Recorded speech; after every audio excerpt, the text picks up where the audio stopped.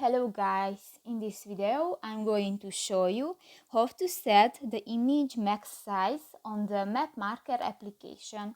But first of all, I just want to mention, please don't forget to subscribe to our channel, because at 100,000 subscribers we are going to show you our YouTube revenue statistics and growth strategy, how to make money online. So let's jump into it.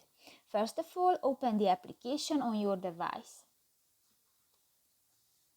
Tap to the three lines at the upper left corner of the screen, and in the help and feedback section go to the first option, the settings.